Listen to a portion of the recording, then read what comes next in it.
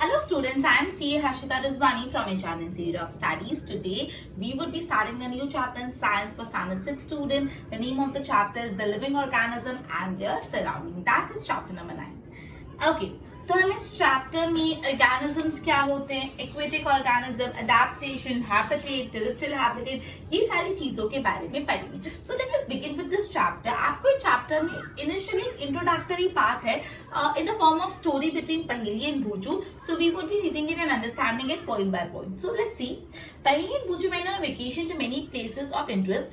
पहले और भूजू काफी जगह वेकेशन पे गए हैं. एक जगह थी जो ऋषिकेश में गए थे वो लोग, रिवर गंगा के आगे. रिवर गंगा के आगे ऋषिकेश में वो लोग गए थे. उन्होंने माउंटेन क्लाइंब की, हिमालय की, जहाँ पे बहुत ठंड थी. उन्होंने माउंटेन पे अलग अलग टाइप के ट्रीज देखे. क्या आपको पता है माउंटेन पे कौन कौन से ट्री होते हैं? माउंटेन पे ओक ट्री होता है, पाइन ट्री होता है, डिओडर्स होते हैं. ठीक है. तो ये जो माउंटेन पे ट्री फाउंड किए जाते हैं वो नॉर्मली हम जो प्लेन्स में देखते हो उससे बहुत डिफरेंट होता है. मतलब जो ट्रीज आप नॉर्मल प्लेन्स में अपने घर के आजू बाजू देखते हो वैसे ट्री माउंटेन में नहीं फाइंड किए जाते हैं. सो इन केस अगर आपसे पूछे कि माउंटेन में कौन से ट्री फाइंड किए जाते हैं तो oak tree, pine tree, deodar, ये सब ट्री फाइंड किए जाते हैं. So one marker you need to memorise it कि माउंटेन में कौन कौन से ट्री फाइंड किए जाते हैं. Is it clear? So let us go further. Okay, अब ये एक ट्रिप पे गए थे टू लाइक ऋषिकेश. फिर दूसरी ट्रिप पे भोजू पहली गए थे जब वो राजस्थान गए थे. जब वो राजस्थान पे गए थे तो उन्होंने हॉट डेजर्ट पे कैमल राइड की. Isn't it interesting? तो उन्होंने हॉट डेजर्ट पे कैमल राइड की. Okay okay. अब राजस्थान में जब वो गए, जब उन्होंने प्लांट को ऑब्जर्व किया तो सबसे ज्यादा डेजर्ट में प्लांट जो उनको मिला वो था cactus. Right, you might be knowing that cactus जो थोड़ा तीखा होता है, कांटेदार होता है. आपने आजू बाजू अपनी सराउंडिंग में, अपनी बिल्डिंग्स में देखा होगा cactus plant. Right. Okay. And then वो एक और वेकेशन पे गए पूरी पे, दैट इज एक सी बीच पे गए. ठीक है. और वहां पे उन्होंने कौन से ट्रीज देखे? कैजुलिना ट्रीज देखे. राइट, उन्होंने कैजुलिना ट्री देखे. उन्होंने ये सारी चीजें कलेक्ट की और उन्होंने सोचा कि जहां जहां वो गए वो सारी चीजों को सम अप करते. ठीक है. All these places were so different from one another. कहीं बहुत ठंड तो कहीं बहुत गर्मी, कहीं एकदम ड्राई तो कहीं एकदम ह्यूमिड. तो वो लोग जहां जहां गए, जैसे ऋषिकेश हो गया, फिर क्या कहते हैं वो लोग राजस्थान हो गया, सी साइड गए थे. तो उन्होंने भाई कहीं तो इतनी ठंड, कहीं इतनी गर्मी, कहीं एकदम ड्राई क्लाइमेट और कहीं एकदम नमी, humidity. Right. And it all of them had many organisms of various kind. मतलब हर जगह जहाँ पे गए वहाँ पे अलग अलग टाइप के organisms थे. Right. Okay, they tried to think of a place on the earth where there may not be any living creature. Bhuju thought of places near his home. Inside the house, he tried the cupboard, but he found one tiny spider. Okay, in short, what they were doing, वो सोच रहे थे पूरे के पूरे अर्थ पे क्या कोई ऐसी जगह जहाँ पे कोई भी लिविंग ऑर्गेनिज्म नहीं है. So students, is it possible? क्या पूरे अर्थ में कोई भी ऐसी जगह होगी जहाँ पे कोई भी लिविंग ऑर्गेनिज्म है ही नहीं? Not is not possible. हर जगह कोई ना कोई लिविंग ऑर्गेनिजम्स होते हैं. ठीक है. सो ये जो इनिशियल पैरा था it was all about Boojho and Paheli की वेरियस ट्रिप. और ये पॉइंट्स हम ये समझे कि भूजू एंड पहेली ने ऑब्जर्व किया अलग अलग जगह जाके कि हर जगह अलग टाइप के ऑर्गेनिजम्स होते हैं, हर जगह अलग टाइप का क्लाइमेट होता है. राइट. एंड फाइनली उन्होंने ये भी कंक्लूड किया कि पूरे अर्थ में भाई कोई भी ऐसी जगह नहीं जहाँ पे कोई भी लिविंग ऑर्गेनिजम्स नहीं. ओके. अब हम आते 9.1 पे, that is organisms and the surrounding where they live. Another thought that occurred to Paheli and Bhuju was about the kind of living organism that were present in different area. Okay, desert में camels उन्होंने देखे, mountain में गोट देखी, याक देखी उन्होंने. और जब वो पूरी गए थे, सी साइड गए थे, तो उन्होंने क्रैब्स देखे. राइट. आपने देखा होगा सी फूड में जो क्रैब्स आते हैं वो. सो जब वो लोग माउंटेन में गए तो उन्होंने कौन से क्या फाइंड किया? उन्होंने माउंटेन में शिप देखी, याक देखी, गोट देखा. और जब वो लोग डेजर्ट गए तो डेजर्ट में तो ऑब्वियसली कैमल फाइंड किया. राइट. एंड जब वो सी साइड गए तो उन्होंने क्रैब्स फाइंड किए. ठीक है.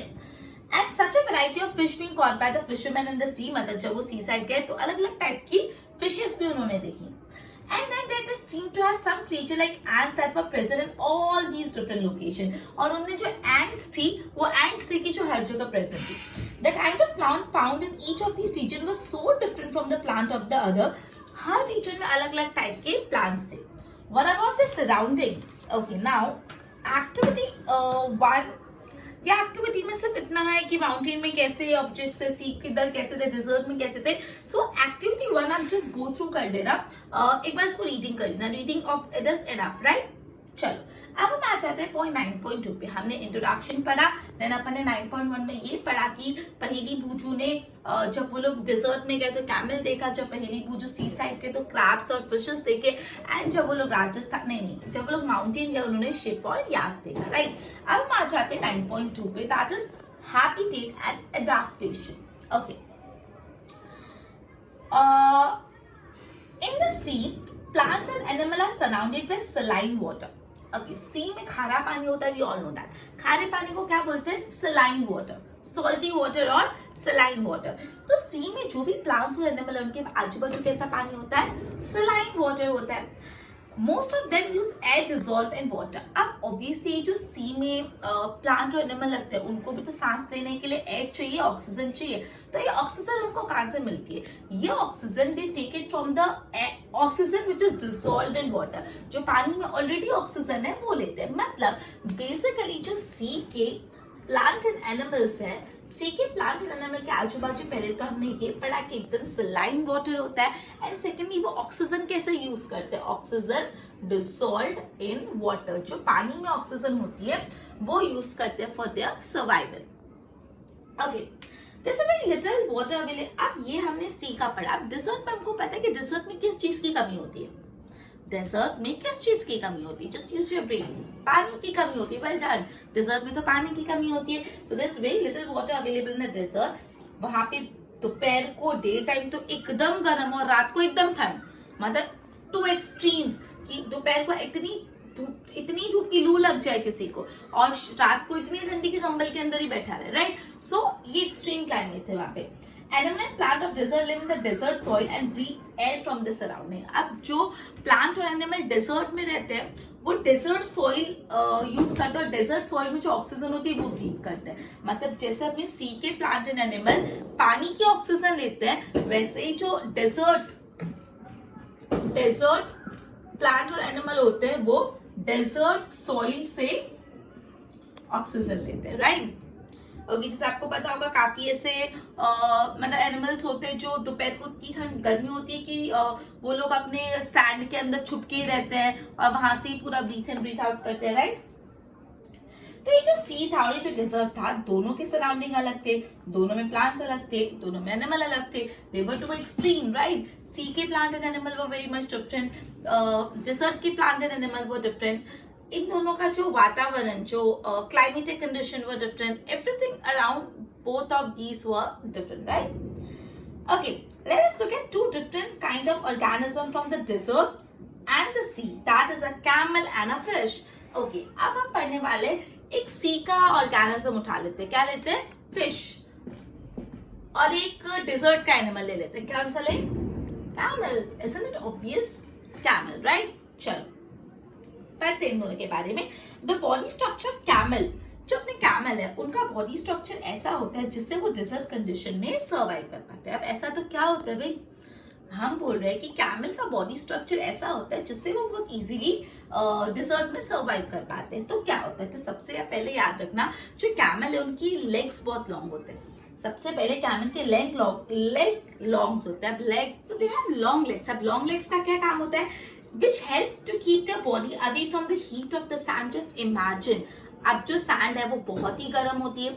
अब उनकी लेग्स अगर छोटे से होंगे तो जल्दी हीट पहुंच जाएगी. तो लंबे लेग्स से क्या होता है? जो सैंड की हीट है उससे थोड़े दूर रह पाते हैं. जितनी लंबे लेग्स उतनी बॉडी दूर होगी ना. So why they have long legs? They have long legs जिससे वो सैंड की हीट से थोड़ा दूर रह पाए, ठीक है. उसके बाद और क्या होता है? दे excrete small amount of urine. जो वो यूरिन अपनी बॉडी में से निकालते हैं वो बहुत कम निकालते हैं, ठीक है. Their dung is dry. जो डंग वो लोग रिलीज करते हैं वो भी एकदम ड्राई होता है. And they do not sweat. और स्वेट भी नहीं करते. मतलब एवरी पॉसिबल भी अपने बॉडी में से पानी निकालते ही नहीं. मतलब ना वो स्वेट करते, आई मीन कम स्वेट करते, यूरिन भी कम निकालते, डंग भी एकदम ड्राई होता है, राइट. ओके, तो कैमल बहुत कम पानी लूज करते फ्रॉम देयर बॉडी. इसलिए camels can live without water for many days. Clear? So ये अपना एक और आंसर हो गया कि भाई why camels can live without water for many days. तो भाई camel they sweat very less, they excrete urine very less, they have dry dung, and because of all these reasons they could survive without water for long period of the time, right? Okay, fish देखने से पहले इसको sum up कर लें।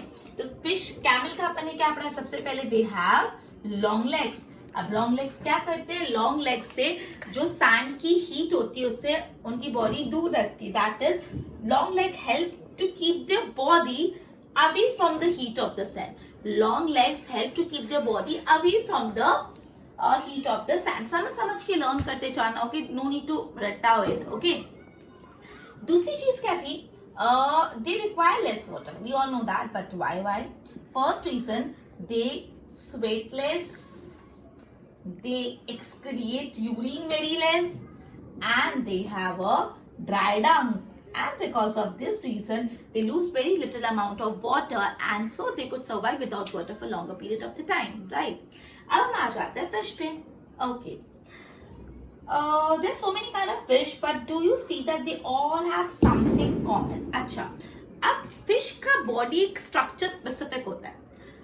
बचपन से अपन fish बनाते हैं ना, कैसे बनाते हैं? ऐसे बनाते हैं ना कुछ, something, I think ऐसे बनाते हैं, फिर यहाँ पे ऐसे बनाते थे, फिर इसके, है ना? This way हम fish बनाते हैं बचपन में, ठीक है? थोड़ी टेढ़ी मेढ़ी बनी, एडजस्ट कर लेना, ओके? तो जो fish होता है, उनका have a peculiar body structure। क्या होता है उनका? इस शेप को बोला जाता है, डू रिमेम्बर इट, आता ही रहेगा, लाइफ टाइम आता रहेगा, स्ट्रीमलाइंड शेप। ओके स्टूडेंट्स, ये चीज काफी इंपॉर्टेंट है एंड ये चीज आपको आती ही रहेगी, स्ट्रीमलाइन शेप। अब स्ट्रीमलाइन शेप क्या होता है? ठीक है, आपने सर्कल, ओवल ये सब पढ़ा। स्ट्रीमलाइन क्या होता है? स्ट्रीमलाइन शेप क्या होता है? स्ट्रीमलाइन शेप मतलब जो सेंटर पार्ट होता है वो थोड़ा बल्जी होता है, मतलब थोड़ा फुला हुआ होता है, और जो फ्रंट और बैक होता है ना वो थोड़ा नैरो होता है, उसको बोलते हैं streamline shape. That is centre is bulged out and front end and is narrow. जैसे आपने एरोप्लेन देखा है, एरोप्लेन भी बीच से फुला हुआ होता है, आगे पीछे से नैरो होता है, तो इस शेप को स्ट्रीमलाइन बोलते हैं। बर्ड्स जो होते हैं ना वो भी ऐसे होते हैं, सेंटर से बल्ज आउट, आगे और पीछे से नैरो। एक्चुअली स्ट्रीमलाइन शेप होना एक स्पेसिफिक कैरेक्टरिस्टिक है जिससे ये ऑर्गेनिज्म फ्लूइड में बहुत इजीली चल पाते हैं। जैसे ये शेप के कारण ही फिशेस पानी में स्विम कर पाते हैं, और ये शेप के कारण ही एरोप्लेन हवा में उड़ पाता है, बर्ड्स हवा में उड़ पाते हैं, ठीक है? So they have a very specific shape, streamline shape. मैंने बहुत डिस्कशन किया इसके ऊपर, so do not forget it, right? Okay, this shape help them to move inside the water. मैंने आपको बताया ये जो स्ट्रीमलाइन शेप होता है इस वजह से वो पानी में बहुत इजीली मूव करते हैं। सो इन केस अगर मैं आपसे पूछूं because of which body shape fish could easily swim in water, fish could easily move in water, so आप क्या लिखोगे? सर्कल, ओवल, स्क्वायर, रेक्टेंगल, नहीं, क्या? Streamline shape. Well done. Next, fish have slippery scales on their body. अब जो fishes होते हैं उनकी बॉडी पे से कुछ स्केल्स जैसा होता है, और ये जो स्केल्स होती है एकदम स्लिपरी होती है, एकदम स्लिपरी स्केल्स होती है ऑन देयर बॉडी। और ये स्केल्स का काम क्या होता है? ये scales protect the fish and also help in easy movement through water. तो बेसिकली ये जो उनकी बॉडी पे स्लिपरी स्केल्स होती है, ये स्लिपरी स्केल्स प्रोटेक्ट करती है फिश को एंड साथ में मूवमेंट करने में भी मदद करती है water. Clear? Okay, fish have flat fins and tails that help them to change the direction and keep their body balanced in water. अब एक और चीज है, दो और चीज है। फिश के पास टेल होती है, ऑब्वियसली वी नो दिस, हमने बनाई भी ना टेल, और फिश के पास फिन्स भी होते हैं। तो फिश की जो फिन्स एंड टेल होते हैं, ये फिन्स और टेल का काम क्या होता है? चलते चलते अगर उनको टर्न मारना होता है ना, उसके लिए काम आता है। That is, they are used to change the direction of direction change करने के लिए, बॉडी का बैलेंस मेंटेन रहे, तो क्या चीज के लिए यूज होता है? To change the direction change करने के लिए एंड बैलेंस मेंटेन करने के लिए बॉडी का, right? Okay, so this was all about fish and camel. तो कैमल हम डिटेल में डिस्कस कर चुके हैं, वहां पे बेसिकली दो पॉइंट है। फिश को एक और बार रिकैपिटुलेट कर लेते हैं। तो जो फिशेस होती है, they have a peculiar shape, that is they have a streamline shape, और इस स्ट्रीमलाइन शेप की वजह से वो पानी में स्विम कर पाते हैं। उनकी बॉडी में क्या होता है? तो उनकी बॉडी में स्लिपरी स्केल्स होते हैं। क्या काम? उनको प्रोटेक्ट करते हैं एज वेल एज मूवमेंट में मदद करते हैं। दो चीज और, टेल्स एंड फिन्स, क्यों? टर्न मारो, that is to change the direction and to balance the body, right? Okay, so we have seen the features of fish. that help to live inside the water. हमने camel के भी features देखे.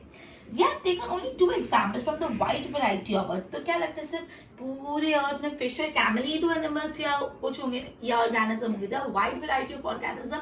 लेकिन हम अपनी समझ के लिए सिर्फ फिश और कैमल को समझा तो ही हमको पता चला दोनों की अडेप्टेशन में कितना फर्क है, दोनों के कंडीशंस में कितना फर्क है. Right. Okay. So the presence of specific feature or certain habit enable a plant or animal to live in their surrounding and it is called adaptation. मतलब प्लांट और एनिमल में कुछ स्पेसिफिक फीचर्स होते हैं या तो उनकी कुछ स्पेसिफिक हैबिट होती है. उनके वो फीचर्स या उनकी वो हैबिट से वो बहुत इजीली अपने सराउंडिंग में जी पाते हैं, सर्वाइव कर पाते हैं और इस आदत को बोला जाता है अडेप्टेशन. ठीक है. जैसे मैंने आपको बोला कैमल का अडेप्टेशन है that they have a long legs. तो कैमल का स्पेसिफिक फीचर ये जिससे वो डेजर्ट में सर्वाइव कर पाते हैं. अब हम नहीं कर पाएंगे because we do not have long legs ना. एंड क्या हम एकदम, आपको पता है जब आपने काफी मूवीज या कहीं देखा होगा अंडर वाटर डाइविंग करते हैं तो वो फ्लिपर्स पहनते हैं जिसमें एकदम फिश जैसा पहनते हैं. क्यों फिश जैसा पहनते हैं? ऐसे फील लेने के लिए फिश वाला नहीं, बिकॉज वो उससे स्ट्रीमलाइन बॉडी हो जाती है. पीछे से टैप फ्लिपर्स टैप करते हैं, देखो easily swim. Right. Okay. So मैं अडेप्टेशन की डेफिनेशन इन अ मिनट आपको लर्न कराऊंगी and it should not take more than a minute. अभी के अभी लर्न कर देना. Right. Just give me a second. So adaptation क्या? Adaptation is a presence of specific, या तो कोई फीचर होगा या तो कोई हैबिट होगी. ये फीचर या हैबिट से enable the plant and animal to live in their surrounding. वो अपनी सराउंडिंग में इस फीचर के कारण रह पाते हैं, उसको बोलते हैं अडेप्टेशन. सो अडेप्टेशन मतलब क्या होता है? It is a presence of any specific feature or habit या कोई specific feature या habit होगा plant and animal में that enable them to live in their surrounding. So one more time and it should be done. What is adaptation? Adaptation is the presence of specific feature or habit. उससे क्या होगा? That enable the plant and animal to live in their surrounding, which is called adaptation, right? Adaptation के बाद हम पढ़ते हैं habitat मतलब क्या होता है. Habitat मतलब घर. Habitat मतलब घर, मतलब हर ऑर्गेनिज्म के घर को हैबिटेट बोलते हैं. The surrounding where organism live. जहां पे भी ऑर्गेनिज्म रह रहा है उसके आजू बाजू की सराउंडिंग क्या बनाता है? हैबिटेट. सिंपल. हैबिटेट क्या होता है? Surrounding where organisms live. So here we have studied two definition. One is adaptation and the other one was habitat. Adaptation में था the presence of specific feature or habit that enable the plant and animal to live in their surrounding. And ये जो surrounding है उसको क्या बोलते हैं? Habitat. Surrounding where an organism lives is known as habitat, right? मतलब habitat मतलब dwelling place. यहाँ पे भी लिखा है मतलब घर. Habitat मतलब घर, a dwelling place. ठीक है? Okay. अब habitat भी है ना अलग अलग टाइप के होते हैं. That is टेरेस्ट्रियल हैबिटेट होता है और एक्वेटिक हैबिटेट होता है. राइट. जो हैबिटेट होता है जिसके लिए मैंने ओके तो हैबिटेट भी दो टाइप के होते हैं. एक होता है टेरेस्ट्रियल हैबिटेट, एक होता है टेरेस्ट्रियल हैबिटेट और दूसरा होता है एक्वेटिक हैबिटेट. तो क्या आपको नाम से क्लियर नहीं हो रहा? टेरेस्ट्रियल मतलब जो लैंड पे होता है, एक्वेटिक मतलब वाटर. तो देखो the plant and animal that live on land उनको हम टेरेस्ट्रियल हैबिटेट बोलते हैं. सो टेरेस्ट्रियल हैबिटेट में क्या आ जाएगा? Plant and animal that live on land. जो प्लांट और एनिमल लैंड पे रहते हैं उसको टेरेस्ट्रियल हैबिटेट बोला जाता है. एग्जाम्पल क्या होता है टेरेस्ट्रियल हैबिटेट का? इंपॉर्टेंट वाला फॉरेस्ट हो गया, ग्रासलैंड हो गया, डेजर्ट हो गया, माउंटेन हो गया, कोस्टल रीजन, ये सब टेरेस्ट्रियल बिकॉज ये सब लैंड पे. सो टेरेस्ट्रियल हैबिटेट वो प्लांट और एनिमल्स है दैट लिव इन लैंड, उसको टेरेस्ट्रियल हैबिटेट बोलते हैं ऑन लैंड. और इसके एग्जांपल वेरी इंपॉर्टेंट फॉरेस्ट हो गया, ग्रासलैंड हो गया, डिजर्ट हो गया, कोस्टल एरिया हो गया. Okay. On the other hand habitats of plant and animal जो वाटर पे रहते हैं उसको बोलते हैं aquatic habitat. Example river, ocean etcetera. Right. So this was very easy कि हैबिटेट क्या होता है, टेरेस्ट्रियल हैबिटेट क्या होता है, एक्वेटिक हैबिटेट. तो वो हैबिटेट जहाँ पे प्लांट और एनिमल लैंड पे रहते हैं तो उसको बोला जाता है टेरेस्ट्रियल हैबिटेट. जैसे अगर मैं इसको बताऊं तो इसमें आ जाएगा एग्जांपल में ग्रासलैंड्स, फॉरेस्ट, माउंटेन्स. और वैसा हैबिटेट जहाँ पे प्लांट एंड एनिमल वाटर में रहते हैं तो उसको बोलते हैं एक्वेटिक, जैसे river, ponds, ocean. Right. Okay. अब हम दो कंपोनेंट पढ़ रहे हैं, biotic component and abiotic component. तो वेरी इजी, बायोटिक मतलब लिविंग एंड अबायोटिक मतलब नॉन लिविंग। बायोटिक मतलब क्या हो जाता है, बायोटिक एंड अबायोटिक। बायोटिक मतलब लिविंग एंड अबायोटिक मतलब non living. Clear? So the living things such as plant or animal in a habitat are called biotic component। मतलब जो अपना habitat है उसके अंदर के component हम डिस्कस कर रहे हैं। तो habitat के अंदर जो living organism, जो living things होती है, जैसे plant, animal, जो living होता है उसको हम लोग बोलते हैं biotic component। एंड जो नॉन लिविंग थिंग्स होते हैं जैसे सॉइल हो गया, रॉक्स हो गया, एयर हो गया, इसको बोलते हैं अबायोटिक कंपोनेंट। मतलब हैबिटेट के अंदर भी दो टाइप के कंपोनेंट होते हैं, एक कंपोनेंट बायोटिक होते हैं और अबायोटिक। बायोटिक कंपोनेंट में क्या क्या आ जाता है, जो लिविंग थिंग्स होती है, लिविंग प्लांट, लिविंग एनिमल, वो बायोटिक होते हैं। और जो नॉन लिविंग थिंग्स होती है जैसे सॉइल, एयर और रॉक्स, वो हो जाते हैं अबायोटिक कंपोनेंट। क्लियर? ओके, तो हम एक्टिविटी 2 एक बार देख लेते हैं। So what we need to do is when the seeds turn into sprout, हमने चैप्टर 1 में आपको याद होगा हमने क्या किया था, हमने मूंग या चना लिया था और उसको कुछ वाटर में डाल के रखा था, सोक करा था, और वो व्हाइटिश कलर का कुछ लेयर निकला था। और व्हाइटिश कलर का निकला मतलब जो सीड्स है वो जर्मिनेट हो गए। This was the beginning of new plant from the seed. Now collect some dry moong seed, keep a small heap of seed aside and soak the rest in the water. Divide the soaked seed into 4 parts। जो भी आपने seeds को भिगो के रखा है उसको 4 part में बांट दो। Keep the part completely submerged in water for 3-4 days. Do not disturb the dry seed and those submerged in water. Keep one part of soaked seeds in a sunny room and other in a region like cupboard. Okay. In short, after doing all this, हमने ये conclude किया। आप ये activity number 2 पूरा read कर लेना, बहुत ही आसान, बहुत सरल है, आप इसको रीड कर लेना।